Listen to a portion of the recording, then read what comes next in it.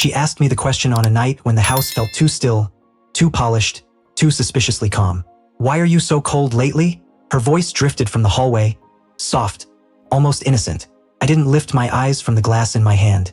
"Practicing," I said, "for when you're gone."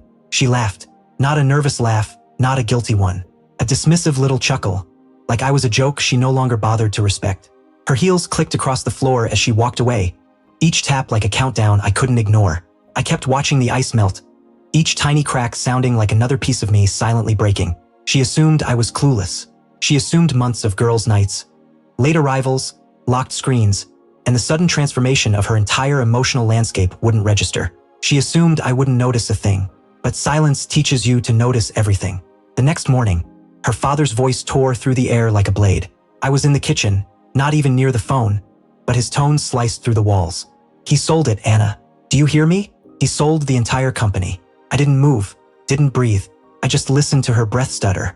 He can't do that," she whispered. There was a pause, a long one. Then her father lowered his voice to a furious growl. "Oh, he can. And you need to see who he sold it to." She froze, like a deer caught in headlights, then slowly turned toward me. For the first time in months, she looked at me without the arrogance she'd grown used to wearing. Not the version she thought she could manipulate, but the man who had figured out everything long before she realized there was anything to hide. And her face shifted, just enough to confirm what I already knew.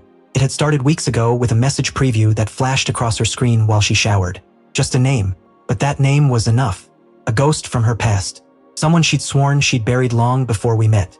Funny how ghosts stay dead only until you stop pretending they are. I didn't confront her. I didn't yell. I simply watched. The missed calls. The brand new gym membership.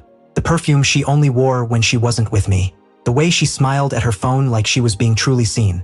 I tracked the routes, compared dates, studied patterns. Calmly, because calm is something a guilty person can't imitate.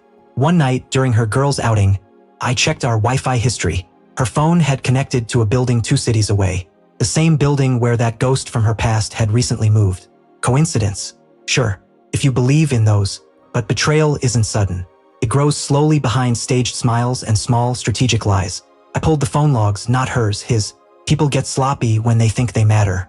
He was sloppy, and the truth didn't arrive like a bomb. It came quietly in an email from the private investigator, photos, timestamps, receipts. Proof of the nights she wasn't alone. Proof of the hours I'd spent building a future for someone who had already stepped out of it. I didn't print anything. I didn't slam papers onto the table like a dramatic cliche. Just one question. But first, the moment. She came home late that night, smiling like a woman who believed she was untouchable. I stepped into the doorway, blocking her path. "Have fun." Her smile faltered, barely, but that millimeter was enough. I handed her my phone, one photo, her and him. Her fingers trembled, not from shock, from the realization that I had known for a long, long time. "How long?" she whispered. "Long enough," I replied. No anger, no raised voice, just the calm that comes from a man who has already moved from pain into decision. "When a man goes silent," I said, "it means he's finished being hurt and is deciding what to do with the truth." Selling the company wasn't revenge. It was logistics. Her father needed me. Her family leaned on the world I built. She thought she could sabotage the foundation and still keep the house. So I removed the house. I sold everything to the one person she couldn't stand, the one she had once betrayed before she perfected the skill, the ghost she thought she'd outgrown. Her father's phone call was just the starter pistol. When she finally hung up and turned toward me, trembling, she whispered something I almost didn't catch, but I had already seen the truth in her eyes. "You taught me," I said. "You stop fearing the fire once you've already been burned." Then I walked past her, through the doorway, into air cleaner than anything I'd breathed in months.